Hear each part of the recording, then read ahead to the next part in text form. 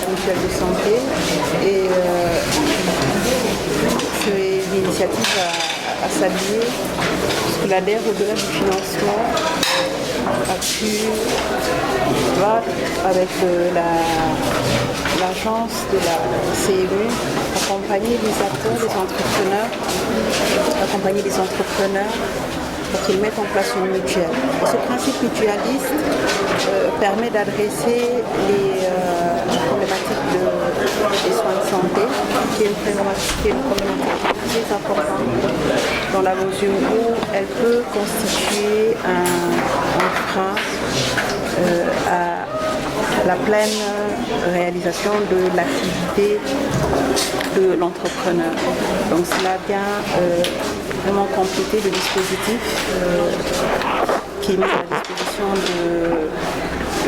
des entrepreneurs pour qu'ils puissent, après avoir bénéficié de la formation, de l'encadrement, du financement, puissent aussi prendre en charge de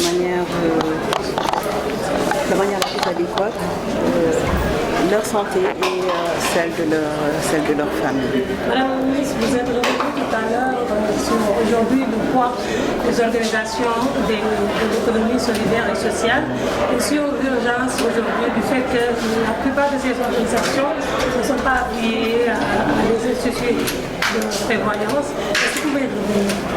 Vous savez, en soi, la mutuelle qui est en train d'être mise en place est déjà un acteur de l'économie sociale et solidaire. Parmi ces acteurs, nous avons les coopératives, donc toutes ces initiatives coopératistes qui permettent par la jonction des efforts des membres, permettre la pleine satisfaction de ce besoin. C'est dans ce sens qu'il faut comprendre qu'en fait, l'économie sociale et solidaire, tout comme à travers les différents groupes, les différentes fédérations qui permettent à leurs membres d'avoir accès au crédit, les mutuelles de santé aussi le font tout autant en permettant à leurs membres, par ce principe mutualiste, d'avoir accès à ces soins. Et c'est le lieu aussi d'indiquer toute l'importance de l'économie sociale et solidaire, l'importance qui est portée par son Excellence le Président de la République, qui en a fait la deuxième initiative de ce quinquennat, pour vraiment remettre l'humain au cœur de tout le dispositif et de nous permettre nous autres aussi de pouvoir développer partout à travers l'État toutes ces synergies et qui nous permettent d'adresser la véritable problématique qui est de permettre à l'humain de pouvoir satisfaire ses besoins primaires, satisfaire aussi, pouvoir se prendre en charge dans le cadre d'un emploi décent qui lui permette de vraiment être dans les meilleures conditions de vie. Délégué général de la DER-FJ. Nous sommes aujourd'hui réunis dans le cadre d'un lancement hautement symbolique. Symbolique du fait que nous sommes aujourd'hui le 15 novembre. Et il y a 5 ans de cela, le 15 novembre 2017, la DER-FJ a été créée. Hautement symbolique aussi puisque nous sommes dans la semaine mondiale de l'entrepreneuriat. Et quand on dit entrepreneuriat, à travers aujourd'hui une thématique qui est comment booster et comment repenser aujourd'hui les contributions, comment repenser les mobilisations au sein de l'écosystème entrepreneurial. Nous sommes en plein cœur de l'événement qui nous réunit aujourd'hui. C'est un partenariat fort qui se noue de manière effective entre la délégation à l'entrepreneuriat rapide pour les femmes et les jeunes et l'Agence nationale de la couverture maladie universelle. Un partenariat fort puisqu'on est en train de se parler de la mutuelle des entrepreneurs de la DER. Ça veut dire que les bénéficiaires de la DER, au-delà d'être accompagnés par un accompagnement technique, donc non financier, à travers la formalisation, à travers la formation, puis ensuite en accompagnement financier qui est donc le financement. Aujourd'hui, nous franchissons un cap, nous franchissons une étape. Et cette étape aujourd'hui, c'est de protéger protéger nos bénéficiaires et protéger le financement aussi.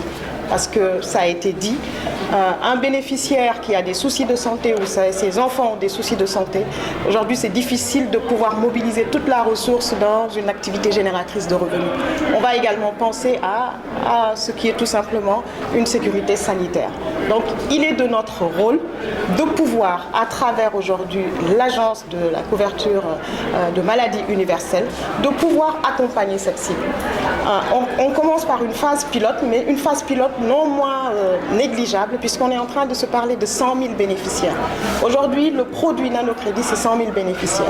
Si on accompagne cette cible vulnérable, cette cible appelée à risque, et pourtant c'est le meilleur taux de remboursement aujourd'hui au niveau de la DER, si nous pouvons les accompagner en les sécurisant dans aujourd'hui la protection sanitaire, je pense que c'est en termes d'impact, c'est ce qui est attendu, d'abord en termes de synergie entre les institutions de l'État, mais également en termes aussi d'impact par rapport à nos bénéficiaires, puisque le rôle de la DER aujourd'hui, à travers ses missions, au-delà de financer, au-delà de former, au-delà d'accompagner, c'est aussi quel a été l'impact sur les bénéficiaires.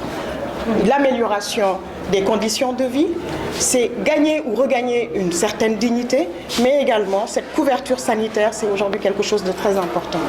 Et nous saluons également cette démarche puisqu'on est toujours dans la co-création avec les femmes, avec les bénéficiaires du nanocrédit. Le nanocrédit, l'enrôlement, qui passe d'un palier à un autre, c'est pas la DER. Donc ce sont les femmes, en tout cas les bénéficiaires du nanocrédit, qui sont eux-mêmes les acteurs de leur propre transformation. Et nous espérons, avec le DG, nous en avons parlé de l'agence de la couverture de la maladie universelle, nous espérons aussi grandement que ces mutuelles qui vont être mises en place, en nous appuyant valablement aujourd'hui sur l'agence, puisque l'agence couvre tout le territoire, que nous allons également pouvoir remettre les bénéficiaires au cœur même de ce qui va se passer, c'est-à-dire acteurs de leur propre transformation ou acteurs aujourd'hui de leur propre sécurité sanitaire.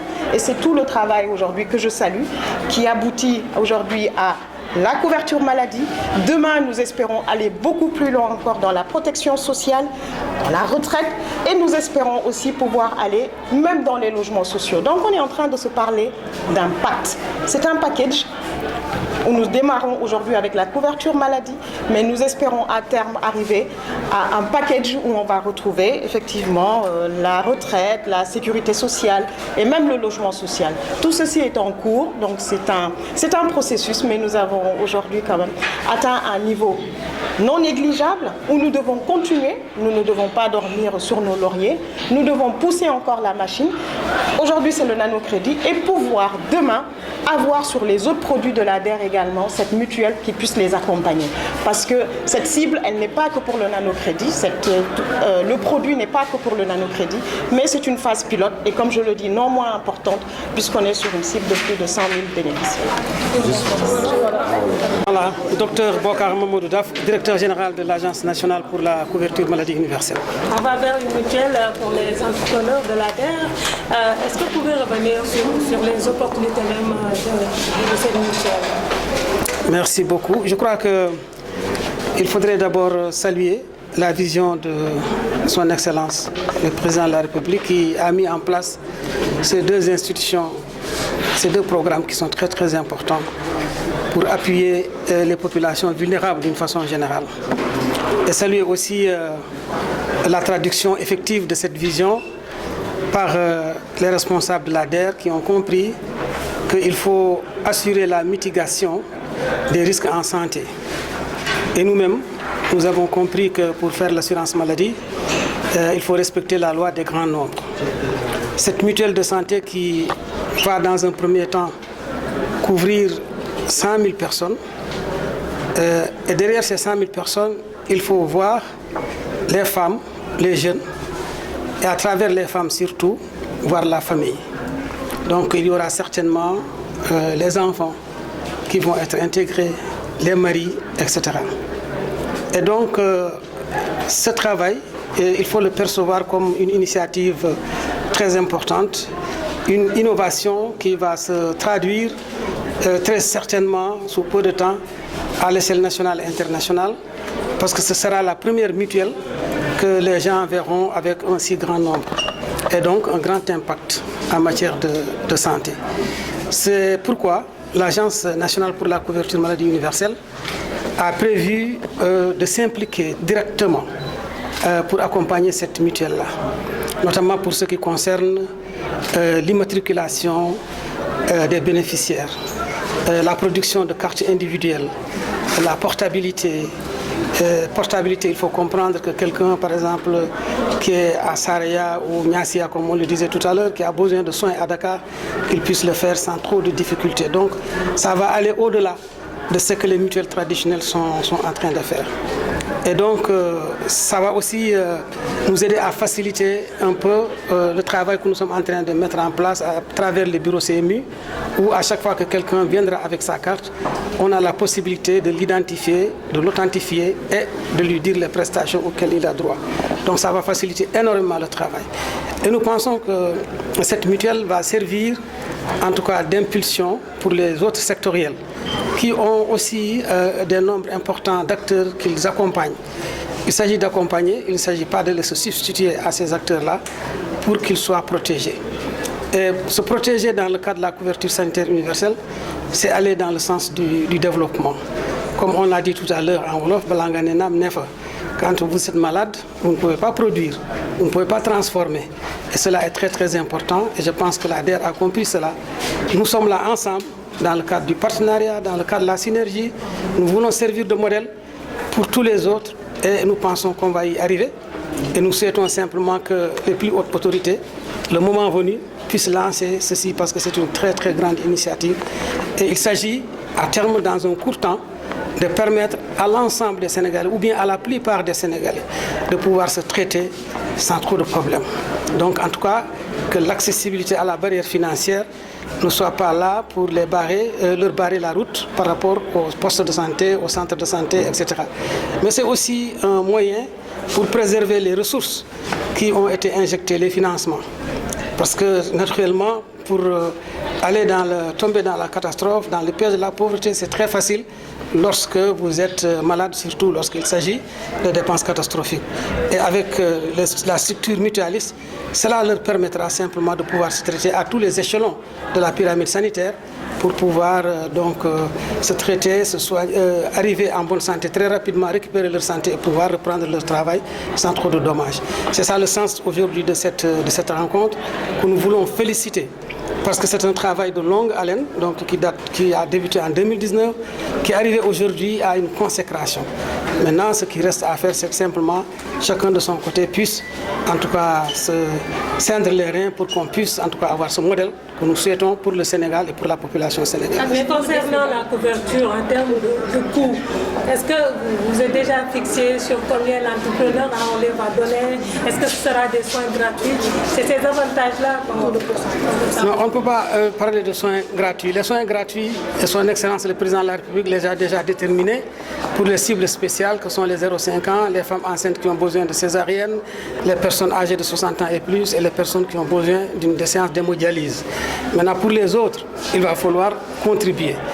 De la même manière, d'ailleurs, je dois dire que ceux qui sont bénéficiaires des bourses de sécurité familiale, à travers les mutuelles de santé, sont prises en charge gratuitement. Donc les pauvres, les personnes âgées, ceux qui peuvent contribuer, et en fait ceux qui ne sont plus actifs, tous ces acteurs-là sont déjà pris en charge dans le cadre de ce qu'on appelle l'assistance médicale. Maintenant, pour les autres, il va falloir contribuer. Et bien sûr, nous allons étudier cela parce que c'est de grands nombres. Peut-être que les cotisations vont baisser, certainement même peut-être en deçà de ce qui est en train d'être fait. Et probablement nous-mêmes, lorsqu'il va falloir faire des équilibres pour ce qui concerne les prestations, l'agence va s'engager à le faire. Donc il n'y a pas de risque. Nous pensons que ça va être un bon modèle qui va accompagner les Sénégalais encore une fois. Voilà.